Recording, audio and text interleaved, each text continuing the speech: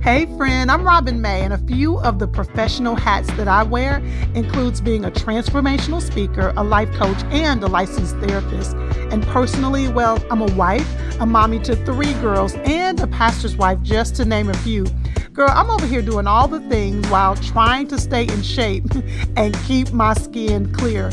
But the truth is, I don't want to be known for being busy. I think that's a scheme that somebody set up. No, I want to be known for living a life that is in perfect alignment with what God intended, and I want to help you do the same. So it's with that in mind, I'd like to welcome you right here to Intentional Conversations with Robin May and friends. Over here, we're creating a safe space to have real conversations with real women on real topics. This is a judgment-free zone where we can be vulnerable and honest and curious about our lives so that we can elevate not just what we do, but who we are. So if any of that resonates with you, again, welcome to our safe space. This is Intentional Conversations with Robin May and friends. We are in for a treat. Welcome back to this episode of Intentional Conversations with Robin May and friends. And we are in the middle of a podcast series, I Believe in Marriage. And I realize that a lot of you are just coming into virtual relationship with me. So you may know about the work I do for women, but you may not be aware of the work I do when it comes to couples. I have committed a lot of my professional life to equipping couples to win in their marriage, particularly Christian couples. And so, with that said, we are in this series, and this is my jam. I love talking about all things marriage. And several years ago, I met this woman, Larraine, at an event. Lorraine, I don't even know if you remember this. We were vendors, I think. I think we both, or maybe I was speaking, I don't know. But we met at this event, and I don't know, it was just a synergy. We just never lost contact and have continued to partner together in helping couples grow in their marriage. And so I'd like to welcome my friend, Larraine. Hey, Larraine. Hello, and that was definitely a blessing to meet you on that day. And of course, I remember that day. And both of us had a little bit to share with the couples that were there. So we were speakers. And ever since then, I mean, I loved you the first time I met you because you're so open and honest and funny as well, humorous and knowledgeable, all of that. So I definitely remember that day. And thank you for having me today. It's been a long time. Can you remember how long ago that was? I wouldn't even try to count. I'm sure it's been over 10 years. Yes, because I was about to say, I don't think I'd had my youngest baby yet. So it has been many, many years. Yes. And so, one of the things that I want intentional conversations to be is just that, intentional conversations. When I have one of my friends on, and what's interesting is that the podcast name is Intentional Conversations with Robin May and friends. And I think when I originally said in friends, it was just all of you, everybody who's listening, and then my friends who would come on. And so far, everybody who has come on the podcast as a guest has been my girl, my personal friend. And so this is no different. So this is just going to be a conversation, but we are going to lean in a little bit to a particular topic. And if you have joined, you saw the name of this podcast, of this particular episode. But I just want us to talk. So first, Larraine, I want you to tell us a little bit about yourself. You've been married many, many, many years. I want you to tell us how long you've been married, how many children you got, your grandchildren. Just let them know and the work you do so they can know I got an expert on with me today. Definitely. I know people think I'm only 25. Okay. Exactly. Exactly. My granddaughter keeps telling me, Grandma, stop saying that. But the reality is, I've been married for 38 years. My husband and I have known each other for 43 years. And he and I together, well, I had a son who was 1 year old when we met. And he is just like any biological child to my husband, even though he has a great relationship with his biological father. The three of them used to take him out for days together, like to the game room and all of that. So we're like one blended family for real. So I have that son. He's blessed us with a granddaughter. who is 5 years old. And then I have my oldest daughter, who's blessed us with our son-in-law. And together, they blessed us with two children who are 11 and 9. And then we have our third child. And once people come to know my story, she's the one I got pregnant with. So she says she saved our marriage. So Yes. that part. So she recently blessed us with our new son-in-law, and my husband and I got to officiate her wedding a month ago, actually. Yeah. Girl, I don't think I knew that. Didn't? Yes, my baby is grown today. Oh my God. And y'all got to officiate the wedding. Yeah, we did. What a blessing. Yeah. Like, wait a minute, wait a minute. Can we just talk about the beauty of God? How did you get through that? Because when they hear your story, they'll hear it in just a few minutes. She low key, I agree with her. I think she helped save the marriage. I think she was holy, how God used to save you. And then you are able to then officiate with your husband, her. You never would have thought that. Never would have thought it. Neither one of us ever thought we would be ministers, number one. But definitely, and truth be told, part of it is that back then I didn't have all the information about abortions. So think about that. That was a possibility. I am But blown away. but God. So Girl, maybe that's I need to change the name of this episode to But God, because I think, and I know those of you who are listening, you're like, Robin, you're being a little bit dramatic, but when you hear the story, you'll understand how this really is a but God story. And I really pray that as you're listening, that it gives you hope and it gives you clarity and it gives you um, maybe even the aha you were looking for when it comes to your relationship and your marriage. Okay, so first of all, y'all been married 38 years, and if we were in person, I would stand up and give you a round of applause. and It's I would 38 accept. years. So what are y'all gonna do for your 40th year anniversary? I have no idea. Every day we're talking to couples about marriage. So we do that on a daily basis. So we're always thinking of marriage and love at the forefront of our mind. So who knows what we're going to do on our 40th anniversary? We'll have to see what our kids have in store. How about that? Yeah, but all I I'm gonna think say is we need to start thinking about it now because needs to be a whole thing. Like it needs to be a whole 40 years. Well, I am so excited to dive into the conversation. So you ran past that very quickly, but the name of your ministry is A Relationship Ministry. Tell us a little bit about that. yes, and the acronym which we use mostly is ARM. And if you think about armor, you have to put on your armor when you go into battle. And sometimes in marriage, that's what it is. And so we have a program called DENEO. That's the acronym for divorce is not an option. We say it's Mm. not an option if you make healthy decisions. So we're not saying you can't get a divorce. What we're saying is make healthy decisions. So my husband and I together, we've married to date about 1,030 couples. We enjoy officiating weddings. We have counseled couples throughout the United States, internationally, and just everywhere. This marriage is what we do. I left Emory University in 2012 and decided never to fill out another job application. And my husband, I like to say, like some people, I retired him in 2017. Yes. But the reality is, this is what we do. We have been counseling for many years. And so we do women retreats, we do couples sessions, we do couples game nights, we do anything pertaining to couples because we really want to help couples stay together. And we know it's not an easy thing.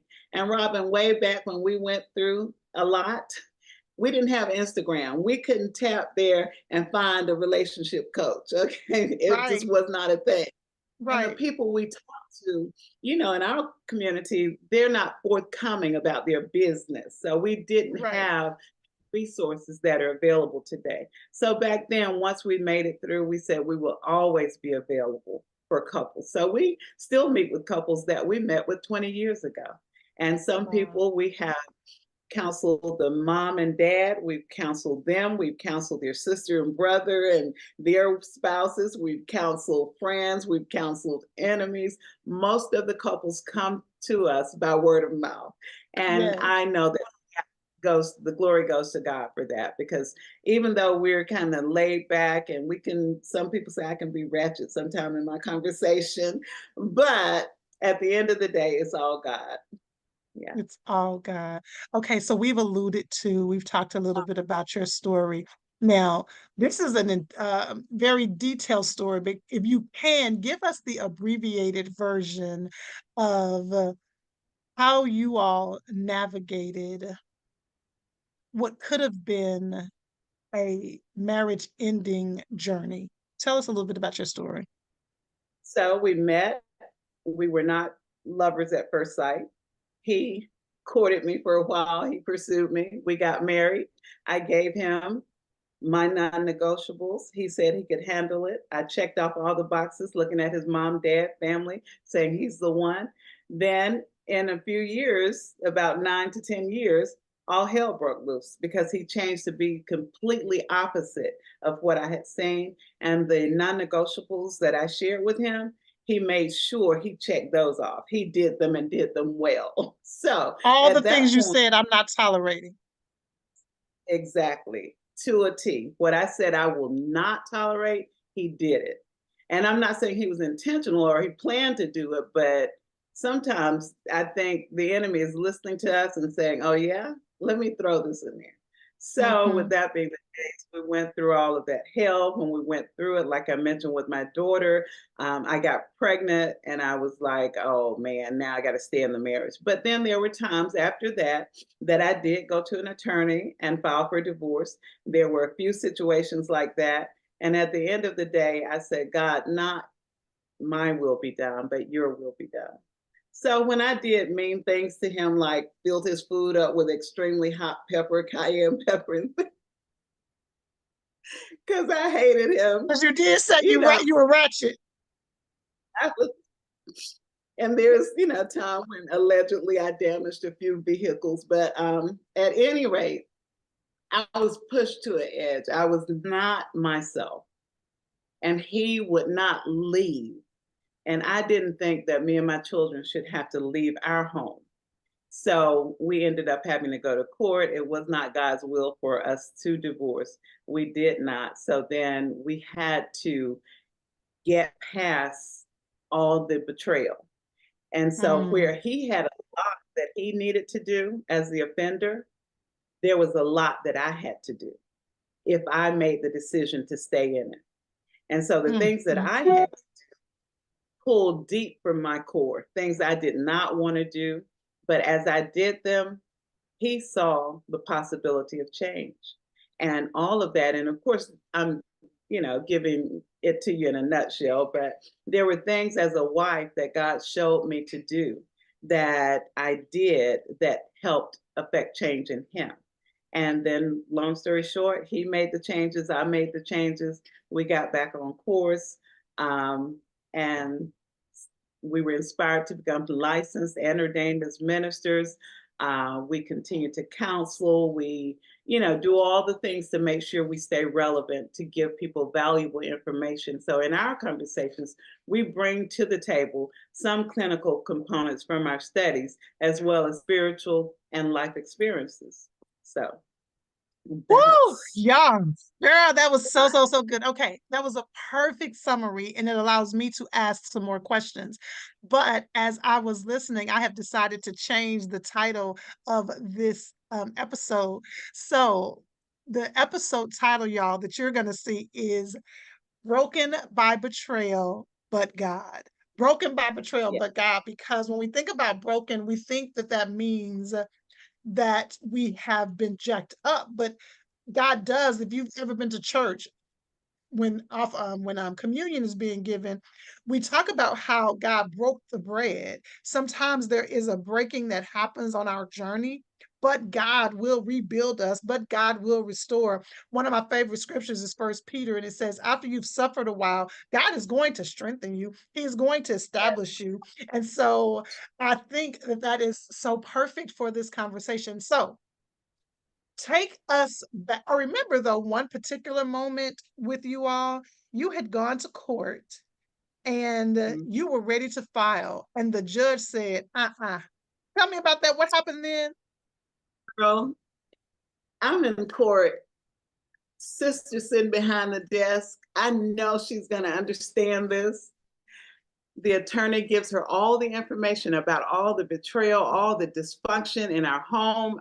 We had small children. We had also brought my mother in to live with us. She had a chronic illness. And this sister looked at me and said, I will not grant you a divorce. Every time I Right, hear that, it trips me girl. out. I was like, can I talk to your boss? And I didn't say that, but I'm thinking, obviously, you don't know what you're doing, but she assured us she knew what she was doing. She told us we had to go to counseling and come back. Well, we found somebody who didn't seem to have any interest in saving a Black family. She didn't give us any, and I'm maybe Black, I don't know. But at any rate, she didn't give us anything that either of us could do, either together or individually, to change what we were doing. So we were prompted to stop seeing her. That's when I said, okay, God, I heard about you. I know what my mother says about you. I know I've gone to Sunday school and Bible study and all of that. So I'm going to need you to show up for real. And he did. Robin, He is a he faithful showed up. God. And him showing up, I thought he was going to say, baby, that's good. I'm going to release you from this marriage because that ninja is crazy. But instead, he told me, you need to change this. You need to stop doing that. You need to speak to him with respect. You need to show some love. Really? Then my thing was, Robin, okay, I'm going to do everything God tells me to do because I want to be obedient. Then he will release me from this marriage.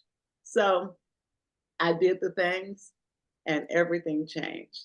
So when Mm. people talk about one person change a relationship, yes, it's the truth. You can, but you got to be committed to it. And It's I'll so share interesting you one. said that because, oh, go ahead, go ahead. I was just going to say, I'm not sure if you're aware of this particular time, but it's been coming up a lot in our conversations with people. So, talking to women, a lot of times we get to the point where if there's betrayal and so forth, we're like, okay, if he's doing it, I can do it too. Let me go out here and do the same thing he's doing. So I had that same thought. I said, let me go out here and do what he's doing. He got somebody, I'm going to get somebody too. So I called, what they say, an old sin. I called and said, look, I need to come by and whatever happens, happens, whatever. And he was like, cool, come on by. He was surprised but happy. Yeah. So that morning, I had said my prayers as I usually would. And I said, not my will be done, but your will. And that was it. By prior to 12, I'm like, I don't care. I'm going to be out there too. So I made the call, headed over to the person. I'm getting ready to go, and whatever happens, happens. Girl, my radiator blew up. Girl, if you didn't know God had his hand on you, you are kidding me. You are Robin, kidding me. Robin, the radiator blew up. I have never heard this story. I have never had a car stop on me before that or after that. But that day, the guy who so happened to have his own mechanic shop, he had to get his record, come and pull my car. Well, first take me over to my mother's house, pull my car to his shop, order a radiator, install it, and then come back and get me. Then it was time to pick the kids up from school. If ever God interrupts your fill in the blank call, y'all know what that word is, that fill in the blank call. You were going to get you fill in the blank call, and God said, not on my watch, Yes, not today, Satan. exactly. So that leads me to, okay, first of all, I wanted to say, I am doing these, for those of you who don't follow the I Believe in Marriage Instagram, you can go to I Believe _in marriage. And recently I have started doing these daily doses just to give you, excuse me, daily encouragement for your marriage. And one of the things I just talked about, this, I just started this again, Larraine, and I just talked about this the other day. It might have been the very first one. I often tell people, often hear, it takes two to make a marriage work. It takes two to make a marriage work. And I always say it absolutely, ultimately takes two, but you can get the party started. And the way I describe it is I used to set up dominoes as I was a little girl in shapes. And I used to love knocking one domino down and watching all of the rest of them fall down. And what if God is calling you to be the catalyst to be that one domino? And as you begin to do what you have to do, it leads to a change across the board. So yes, and you know, Larraine and I, neither one of us, I want to make this very clear. Let me pause here as we continue to unpack this story. If you're listening to this, Larraine nor I are suggesting to you that you have to stay in an abusive situation, that it is God's will for you to be in an abusive situation. We are not suggesting that God is asking you to die on the cross of abuse. And I have to say that because I see so many women, Larraine, particularly Christian women, who are literally in abusive situations, and they believe that it is God's will for them to stay in an abusive situation. And that's not what we're suggesting. Not at all. What I am, and what Larraine is going to continue to walk us through, is that despite what you are experiencing, there is hope.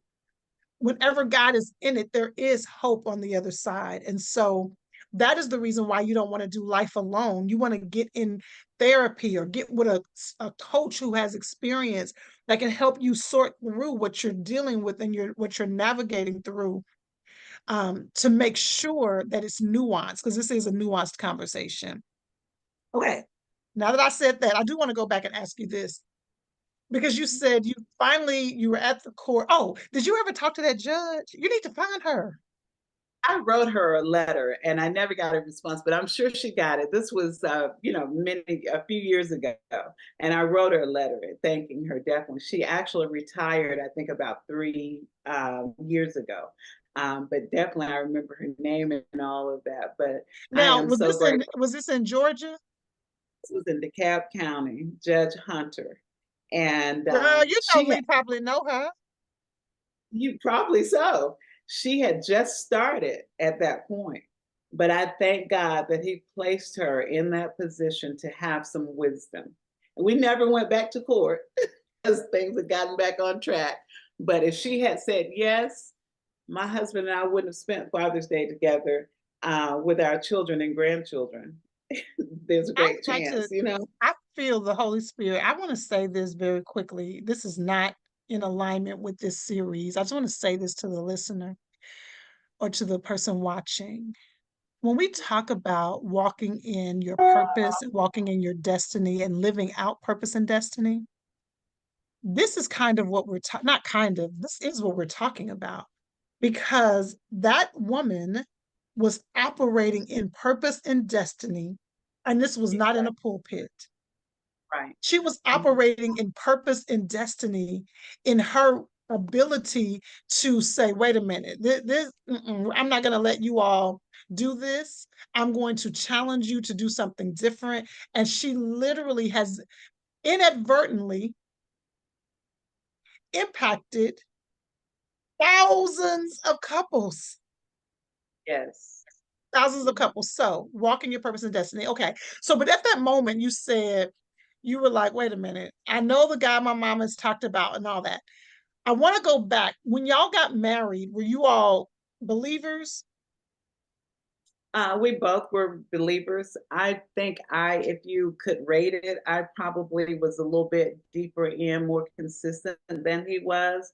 But I think part of it was he used that too in dating, that he would call me and say, I want you to listen to this sermon or whatever. But that was part of his background at that point. He had not made the life commitment. His Mhm. mother always kept him in church and things like that, but he had not made that commitment.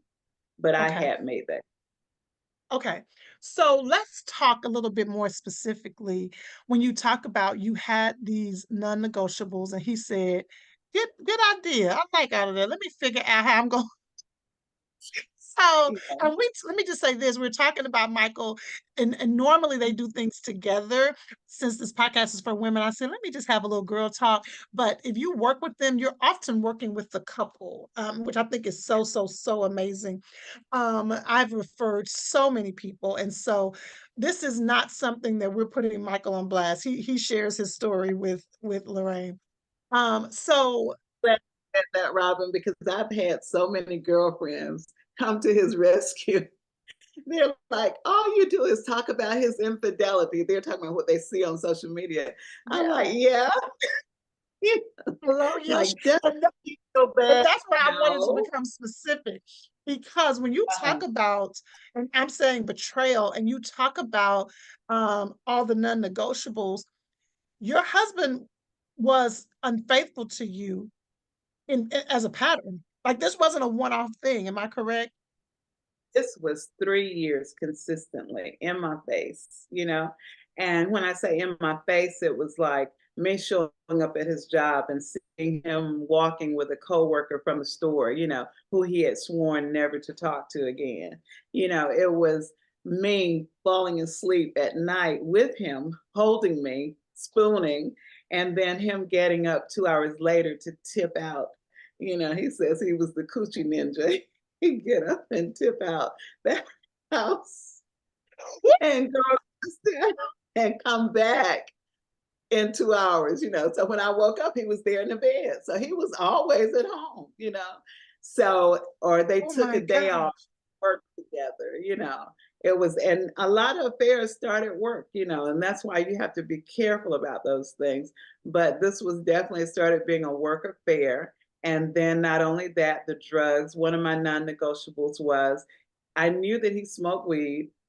I thought that all Jamaicans did, but I knew his mom's sisters didn't, but I just thought, you know, that was the thing. So I said to him, you can do that, but don't do anything worse than that, or we will get a divorce. So he checked that off too. He did it, you know, He and did it was, something more than marijuana. yes, he did cocaine. He did crack cocaine. Mm, And so mm, at that point, I'm like, God, do you love me or what? What is mhm. happening? You know? But he did that, and it was terrible. I thank God that some of the things it didn't get as bad as some people's story might be. I don't know. That's probably not even relevant, but it was bad. You know, it was like Robin. We would be sitting up, have my girlfriend and her husband over, and we would laugh at my husband about it. We would be sitting up having a conversation. He would get up to go to the restroom. Then he's gone for a long time. I look in the driveway, his car is gone. We called him Oh, because he would just disappear. Once he started doing the drugs, he would disappear and come back in 15 minutes. He wasn't like gonna go and stay gone for hours, you know. He'd go get whatever he was getting, do it, and then come back home, you know. And those things, it was just not the life that I had planned on living, you know. And so that impacted our finances, it impacted our conversations. The kids heard too many conversations that they should not have heard. There was, I can be a loud person, so they heard some things. His sisters, his brothers, anybody that I could tell about this low down, no good, whatever. I did not know how to keep my mouth closed. And I mhm. was hurting so bad, and all the mental health resources and information we have today wasn't available then. So, Yeah, anybody that I could tell, just, I mean, if I saw you in the grocery store and thought maybe you could help in some way, and you start yes. talking about relationships, maybe I would tell you, you know, I may be exaggerating about that, but I did not keep it a secret, you know, Wow. but we did. Go ahead. Well, I was gonna ask, so this is so intriguing when I think about, again, we kept referencing where you are now to where you were then. And I want to identify once you began to realize this was happening, you went through these patterns of trying to, you know what, let's just end the marriage. And truthfully, biblically, you had every biblical I hate using this terminology. I just can't think of another way of saying it. You had every biblical out of the marriage. Um, you said you went to y'all went to the courthouse. You decided, God, I'm going to just show up differently. Tell me a little bit about what that looked like for you. Like, walk us through what showing up differently meant to you. And that was a prompting that I received through my time in prayer, meditation, and studying, that I was prompted to change my behavior. And I would do it even though I didn't want to do it. So if he came home and I knew that he had been somewhere doing something he shouldn't have been doing, I would just give him a hug and tell him, baby, you're better than this. I would speak life to him. There are so many things that we can do as women in relationships, as wives, that can change the whole nature of our relationship. Not saying that it's always on you, but a lot of times you're more in tune as a female to what can and needs to happen. So I started to speak life to him. I reminded him of the person his parents had raised him to be. I know that he loved, his mother was like Mother Teresa. She was like Mary. You know, she was like, she walked in the Mm-hmm. room to the birds would start singing, you know. Yes. So I knew how important that was to him. So I would remind him of how this would tear his mother apart if she only knew what he was doing. And I would also remind him, you know, you have to be quiet and listen to God. God showed me one day, his name is Michael. And who is Michael in the Bible? Mm. Michael is the angel that is out of heaven. So surely he can throw Satan out of our home. Yes. So when we as wives, when we sit down and we're still, God will tell you exactly what to say and when to say it and how to say it. Doesn't mean you always need to be quiet and soft spoken either. Some days I would be very demanding and adamant and let him know this is not going to cut it, you know, but I was careful to listen to the Spirit of God that lived within me. So whether you see God Yeah. as the Father, Son, and the Holy Spirit, as I see God as the Father, Son, and the Holy Spirit, but maybe you feel that God is in you. I believe He's in me too as the Holy Spirit. But however you see God, if you sit still and listen to Him, He'll tell you, and I'm saying Him, I know some people believe it's she or it's the energy. On this here podcast, God is He. Is He? And if you listen to Him, He's going to let you know when to do what you need to do. And oftentimes, a lot of women, we're very anxious. We want to go ahead and handle it right now, do this right now. But sometimes we just have to sit still. We have to Well, sit one of the still. things you just said that I literally could have come through the screen and gave you a high five and then come back over here in my seat. Hey, friend, listener, you're a married woman who realizes, you know what? Could use some strengthening as a wife. I could use some clarity. I need to lean in a little bit more on what it means to be a wife that loves and honors her husband, a wife that is able to truly experience what God is asking and calling for her to be and do. If so, I would love to invite you to what I'm calling the summer camp for wives. Now, most of us, if you have children, you've sent your kids to some camp this summer, but what have you spent some time really tuning into you as a wife? I would love for you to join me in July for a virtual summer camp for wives. What do you need to do? Just head over to robinmayonline.com/summer camp. Yeah, girl. robinmayonline.com/summer camp. I'd love to spend some time with you. All right, let's get back to the episode. The Bible says iron sharpens iron. And I want ladies who are watching this to understand sometimes we have abdicated our role as an iron sharpener because we believe that the only option is passivity. And I often tell couples, or particularly women, that even passivity can contribute to the chaos because God may be calling you to speak up and to um, um, articulate your clear expectation to your partner, and your passivity could be contributing to the challenges, just like sometimes those who stray to the other side always having something to say and always demanding is contributing to the chaos. Both behaviors is doing that. So I love when you said there are times you would be quiet, sometimes you would speak up, but all of it was being led by God. Okay, so you were doing all of this, but a lot of this time, this behavior is still happening. When did you begin to see a transition in how he was responding? So it happened very fast. Once I made the changes, it was like almost, I mean, if you could think of 3 whole years of this chaos. And the last year, if I made the change on that day one, within 3 months, he was making changes. Mm, And all that said to me was this was more about me and God than it was about me and my husband, you know? And mhm, so I knew that God wanted me to do something different. So it took me to peel away some pride.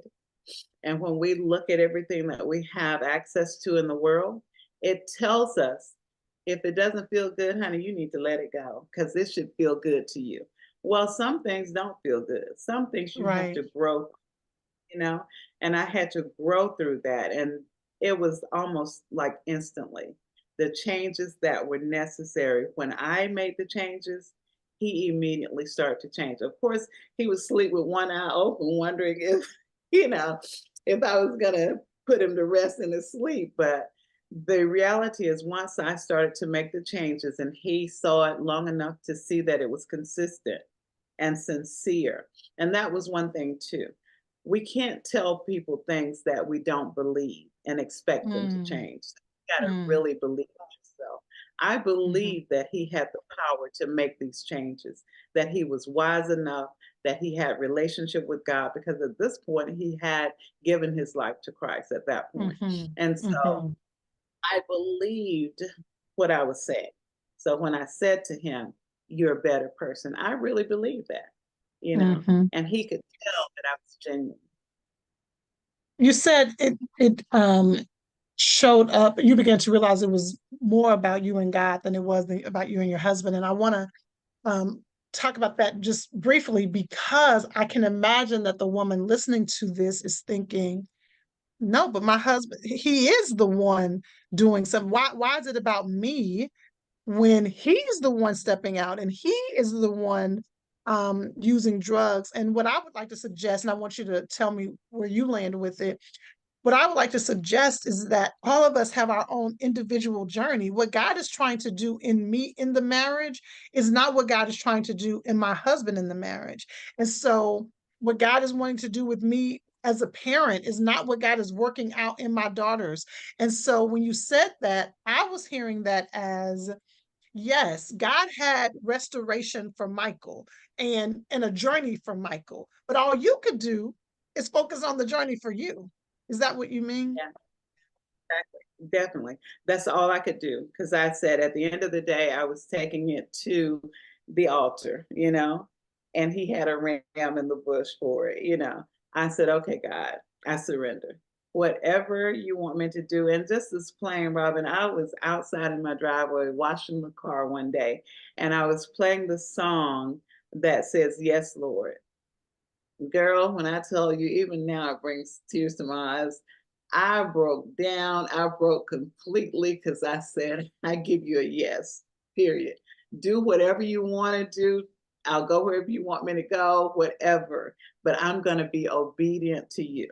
Initially, I wanted to be obedient because I wanted to be released from the marriage. Then I said, whatever. I had a for sale sign in the yard. God said, move that for sale sign. The house was ready to go into foreclosure. God said, move that sign. It's your house. I'm not going anywhere until I say you need to go. And I moved the sign, all the things that God told me to do. Robin, a tow truck showed up in our yard on Christmas Eve to take away the car that my husband and my daughter drove. I was shook. Like, how in the world have we gotten to have a car repossessed?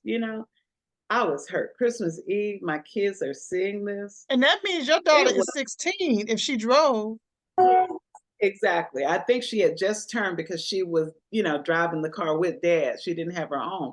But she then, after it was like within 2 weeks, God showed us an opportunity where I was able to get her a car that was hers and not my husband's, Wow. and Wow. it was this mess then. So she had a car, but daddy didn't have a car. Daddy had to drive the car when mama wasn't driving it. So Yes. it's things like that are very monumental in terms of me recalling the situation. But even in that, my daughter saw that God's got her, because I was Yes. worried about is not going to have a car to drive to school. It was a block away. She could have walked to Yeah. Yeah. school, Yeah. but Yeah. you know, but God showed up and he showed me too, Robin, that if I was obedient and until my husband got on track, he would suffer, but me and the kids were going to be okay. Yeah, we're gonna be good. Okay, so now we have to turn the corner. So we've talked about betrayal and being broken by betrayal. And again, I want y'all to understand when I'm saying broken by betrayal, I don't mean broken to where you are no good. I'm saying being broken by God for whatever He wants to do through the journey. When you're talking to couples and you're talking about navigating marriage post betrayal and what is required for that. Let me pause here because I am going to be talking about this in great detail in a program I have for wives coming up. And so I am going to not kind of go there with what I would normally say about this. I want you to give us your wisdom about it. When you are talking to couples about navigating from betrayal, what are one or two or three principles that you say, listen, I want y'all to lean in with this if you want your marriage to be restored after betrayal? And so the first thing you have to realize that what your husband is doing is separate from who you are, like you brought that up. So you got to take care of yourself. Okay. So you've got to do whatever is necessary to make sure you're mentally and physically okay. So you're going to your doctors. I'm not saying you have to go and get medication for anxiety and all of that. Most of us, even though I believe in medication, most of us have the ability and the capacity to get better without medication. Whatever you need, though, figure it out and make sure you're okay, that you're healthy mentally and physically. That's the first thing. Secondly, you want to make sure that you claim your environment as your space. You don't go and live in the bedroom because your mate is somewhere else. You don't put him out of the house if you decided to stay in the relationship. So, the second thing, in terms of taking care of yourself, the second thing you want to do is make a solid decision whether or not you're going to go or you're going to stay. Why is The that way important? That's important, because if not, you're going to be going back and forth. Today, you're going to be stressed because you're trying to figure out how to stay. Tomorrow, you're going to be stressed because you're trying to figure out how to get him out. And every day, you're going to be going crazy and your mental health is going to be off the hook. Okay. So make that decision. And you make that decision by sitting down through prayer and meditation, figuring out what are your pros and cons of this relationship. Once you have those pros and cons written down and you decide what is valuable to you, then go in that direction. I Whether it's to love that. stay or walk away. God is not going to damn you to hell if you decide to walk away from a marriage. You may damn yourself to hell if you stay in dysfunction, but walk away if you need to walk away. Stay if you Girl, decide to yeah. stay. But if you're going to stay, you're going to have to do some things. That means every day you're going to have to pull in a practice of metacognition where you are choosing your emotions. So when you get up in the morning, you choose to be happy. You choose to reach over and give him a hug in the bed. Not because you want it, but because the big picture is at the end of the day, this is going to affect change in your relationship. You see, So I'm taking notes because I got so much. Okay, keep going. choose your emotion. And then after you choose your emotions, you want to make sure that you're consistent. And I think you and I, the last event that you and I spoke at, we had similar information in the tax, which I said transparency, accountability, consistency, and submission. Mm, Those things mhm. are necessary to overcome betrayal. The transparency is that you're going to be open and honest with each other. You're going to require them to be open and honest with you. You're going to hold yourself accountable for standing firm because you read those pros and you decided to stay. So be accountable. You staying in the relationship means that you're not going to be disrespectful. You're going to be respectful. It doesn't say you're going to cut off sex until you feel better. It means that everything that looks like marriage, you're going to show up doing that. And when I tell you I had to pray during sex, Lord, help me be in the moment right now, I did it, and you can. Consistency. You can't do it this week and not do it next week. You Right. got And to then do it expect every. it to have an impact. Exactly. And then submitting to the will of God for your marriage. God's perfect will says that we do get married and stay married. His permissive will says we can walk away if we're going to choose dysfunction. Okay. So keep those things in mind: transparency, accountability, consistency, and submission. And those Oh, are y'all, daily. this is a whole master class. I hope y'all are taking notes. And if you join me for the program I'm having in July, I will walk through very similarly, my perspective on what I have found in these 17 years is critically important to overcome betrayal. And like you said, it's very, very similar to what you're saying. Larraine, I took so many notes. So the number one, you said okay. You said decide if you're going to stay or if you're going to go. And one of the things, ladies, I want you to understand is this is what I tell my clients all the time when they are contemplating what's going on in their marriage. I always say, you have the rest of your life to be divorced.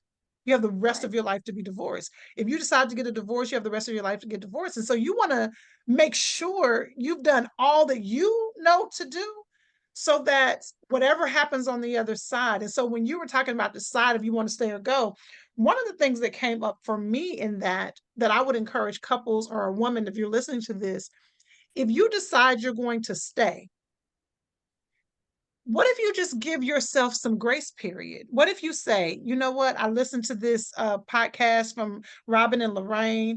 I'm going to sit down and do the pros and cons. If I sit down and do the pros and cons and I realize, you know what? I'm going to stay. Come prayerful and say, God, what is the grace period for me? Maybe I'm just going to go hard. Maybe what I got in me is 3 months. I'm going to go hard for 3 months, or I'm going to go hard for 6 months. What do you think about that? Yes, definitely. That's the other thing that I share with couples that come to us, that you definitely need to pray about a specific time period, because God is not going to have you to sit in some mess and you don't see any progress. You That's need what I to needed see to, some, yes. you know, and all the hell that we went through, I saw progress. I would see my husband doing things in terms of his relationship with God, that he would change. So after I made the change, I saw his progress. And so even though it wasn't perfect, I saw progress. If you don't see progress in your situation, then perhaps you need to walk away. And I say Because usually 3 months, 3 to 6 months usually is enough time. A whole year, no, baby. If you don't know by then, And that's why I said at the beginning, I wanted to make sure y'all were hearing me. And I'm glad I said at the beginning, and we're repeating it now. There are so many Christian women who are staying in toxic situations, believing that they are honoring God and that they're dying on the cross. And meanwhile, the question I always ask, but what if God has released you? Have you even considered that? But so you marry that, what I just said, but also marry what I would never tell somebody to get divorced. Number one, I believe in marriage clearly. And so you have the rest of your life to be divorced. Just go hard. So then you said choose to be happy. What jumped up for me, the reason why I wrote that down is, ladies, you got to know what happy is for you. Like when you choose to be, what does happiness look like, feel like for you? Because quite frankly, if your happiness is solely connected to your spouse, that's a problem anyway. And so when Larraine is talking about being happy, what does happy look like and feel like to you? And the And thing then is, one more, go ahead. I like the way Arthur Brooks put it. It's happier because we don't arrive at happy. You know, we're going to be happier and happier, but we will Yes. never arrive. You know, Yes. so look Did you at know this? Did you know that happiness, when researchers have studied happiness, and happiness they found is three components. 50% is the way you think. 40% is genetics. So you know right now we're at 90%. 10% of your happiness is what's happening. And we put so much emphasis, oh, I feel like I'm talking to me. We put so much emphasis on what's happening without realizing that is only a small percentage of your happy. And what I leaned in with a client just today is when you get whatever that thing is that make you thought was going to make you happy, you do experience a momentary lift in your happiness. So let's say you normally live at an 8. You may get up to a 10, but after a while, whatever that thing is, a new car, a new house, a new job, new furniture, you're going to come back down to baseline. So you want to make sure, like you said, what becoming happier. Okay, I love that. Last thing I wanted to say based off of the notes you gave, and then we'll begin to wrap up because I do have one more question. Well, you kind of answered it for me though. You said, you know, you want to be respectful and make sure you're all in and make sure if that means you're being intimate with him, if what all those things are, if you're listening to this, I want to tell you then when you're doing your pros and cons list, you need to take this into an account. Like, do you have in you what is going to be necessary to lean in that way? Because if you know you don't, then you all are both going to just stay miserable. So if you're like, I love you, Larraine, Robin, you great. I'm unable to do it. Well, then you have your answer. right, exactly. Exactly. And, you know, and that's why the pros and cons are so important because if you can come up with a list that has more pros and then you weigh those pros to see if this is the life that you want and you really think that this is what the person can overcome the challenges, and then you're spending time in prayer, meditation, and study, you know, PMS is a good thing. Prayer, meditation, and study, and God is prompting you to stay, then chances are your capacity is greater than you know. Because I would have Absolutely. never thought that I would be able to love my husband the way that I do. You know, what if you had told me that, no, Robin, you crazy. As a matter of fact, my girlfriend told me during the season, she said, what if you're the only reason he will make it to heaven? I said, well, girl, he is going to hell.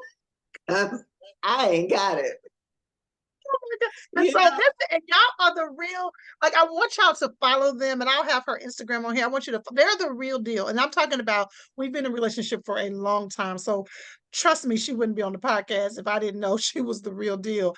And so this is just a living, walking testimony. Before I get to my last question though, I want to lean into that a little bit because, you know, when you talk about do you believe that this person can change? You may not have hope that this person can change, but what I want to suggest again, this is me standing firm on my license. I got to say it one more time, barring abuse. If you are in a physically abusive relationship, I want you to seek support.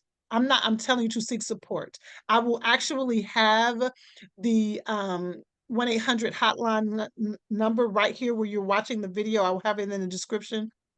I need you to seek support. We are not advocating that you pray through physical violence. We're not advocating that. And I need to say that over and over again. But barring physical and quite frankly, emotional abuse, you know, this conversation about emotional abuse is very tricky because a lot of people don't believe emotional abuse is real. But barring abuse, what I want to say to you is this: you may not be able to see it, You may not be able to see or believe that he can change, but if you believe that God is a God that restores, and if you believe that God is a God that heals and that God is a God that delivers, you're not holding on to the belief about your spouse. You're holding on to the belief about God. Yes, Do you agree with exactly. that? Definitely agree because when I made the change, it wasn't about whether or not he could do it. It was whether or not God could do it, and that's what I was trusting in. And so that's one of the reasons that back then, even though we went to school, we never got licensed. At that point, you could not say anything about God or spirituality during a session. So I said, what's the point? But the reality is, there's no way you can have a relationship with another human being and not need some extra resources that are spiritual. And then, Robin, I'll tell you this, it may or may not have anything directly to do with this conversation, but I believe it does. When you say that if I rate my spirituality on a scale of 1 to 10, I'm a 10, then I need to know what your spiritual practices are. Because saying, now I lay me down to sleep, or saying, Father, thank you for this food, baby, that's not getting it. Okay. I'm sorry. That is not it. Going to Yeah. church on Sunday for an hour, listening to the preacher preach, that's not relationship with God. It's not. You've got to have some spiritual practices, spiritual disciplines that include prayer, meditation, study, that include journaling, allowing the Holy Spirit to speak to you. That's the only way you're going to be able to sustain a relationship that's worth it. Okay. And Larraine, when you said, I don't know what this had, this is, first off, you're a member of Transforming Faith Church. You know about spiritual disciplines. We spent a whole almost 2 years breaking down spiritual disciplines when we talk about spiritual growth. So if you are a member of TFC, make sure you comment and say, I know about spiritual disciplines. And I love that because a lot of times people will say, I prayed about it. No, like you said, it is not, Father, help me. No, you dive and not diving in. Oh, thank you, Holy Spirit, not diving in with a demand for a result. You're diving in for intimacy, to be in yes, intimate fellowship with God so that yes, he can show you you. And again, if he yes, shows you you and you begin to make the shifts and you recognize that your husband's heart is so hardened that that is not having an impact, then we can come back and revisit where we are. That's why we said having a timeline is yes. very important. And Larraine, I would also suggest not only having a timeline, having somebody that is partnering with you that you trust, Right. Hold you accountable. Yeah. be it a very good girlfriend that you trust that is not going to use this against you or your spouse, whether it's a therapist, whether it's your pastor, somebody that's able to say, all right, sis, let's talk about what's happening. And so, okay, so this conversation Yep. has been so amazing. Is there anything else you want to say to us in this conversation that before we go that the ladies need to hear? Yeah, and I definitely encourage, like you said, to have somebody to hold you accountable and also to encourage you. And oftentimes that's not what you're going to get from your mom, your sister, your best friend, even because they love you mostly at the end of the day. They're not going to understand everything that you will go through. People looked at me who were my blood, who loved me, and said, this guy's going to bring you down. They loved me unconditionally. The pastor, even though they would stop in the hallway and pray for me, he still was like, I don't know about this. You got to have somebody whose main position in your life is to walk with you through this journey. And so that person is going to be your therapist. It's going to be your spiritual coach, somebody who has a connection vertically with God. So, and somebody who has the education as well, not somebody who just bump their head and say, "Oh, I think I'll be a marriage counselor." Yeah, or But somebody who is not afraid. Like I always say to my clients, I ain't afraid of you. I ain't scared of you. I be teasing them like somebody that's who's willing to yeah. say the tough stuff. And even in that, Larraine, and let me say this because I'm about to say something and y'all gonna be like, Robin, are you basically trying to tell people to leave? I don't ever tell anybody to leave a marriage, right? And I believe in marriage.com. Okay.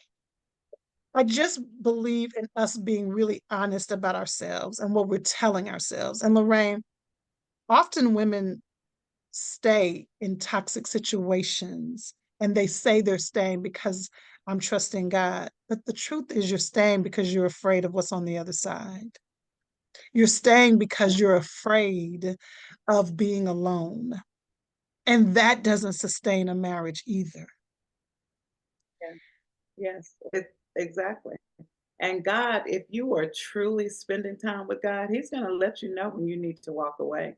And just like you mentioned, they can be divorced for the rest of their lives. You know what? You can divorce today, and tomorrow, if you decide that it's time, you could. It takes 15 minutes. I'll do it personally if Do you it's hear me? time. Do you hear me? How many people I know who divorced and got remarried? Yes, definitely. But and just like you said, to reemphasize, the mental and physical abuse is something you have to pay attention to, because even if it's emotional or mental abuse, you can't function, you can't raise your children, you can't work, you can't, you don't even know if you got on the right pair of black shoes. So Yes, yes. to you've got to be in a space where you're safe. So if there's any hint of abuse, then get out of it and get search for the resources. And then you can always come back in if that's what you decide. But you got to be safe and healthy. And then with the whole thing about marriage, you believe in marriage. I say divorce is not an option. Both of those things come with our resource being God, who is almighty, who's all knowing, who is every place at one time. That God. Yeah. Yeah. Honey, this conversation, y'all make this one go viral. This has been such a powerful conversation. You are just simply amazing. You are such a wealth of wisdom and knowledge and realness. Realness. And so I'm super excited. Where can everybody, when they want to sign up to partner with you and your husband, where can they find you? They can find us on Instagram, ARM underscore Michael and Larraine. And remember, it's LARRAINE. There's nothing low about me. So And ARM, I've been saying love. I'm saying love, not low. Love. right, ARM underscore Michael and Larraine on Instagram. And then also our website is arelationshipministry.com.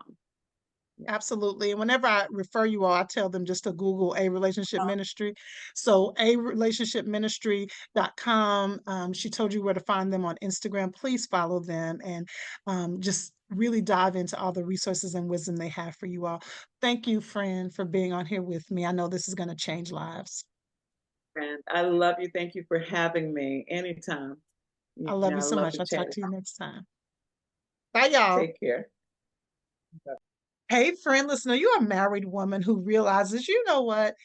Could use some strengthening as a wife. I could use some clarity. I need to lean in a little bit more on what it means to be a wife that loves and honors her husband, a wife that is able to truly experience what God is asking and calling for her to be and do. If so, I would love to invite you to what I'm calling the summer camp for wives. Now, most of us, if you have children, you've sent your kids to some camp this summer, but what have you spent some time really tuning into you as a wife? I would love for you to join me in July for a virtual summer camp for wives. What do you need to do? Just head over to robinmayonline.com/summer camp.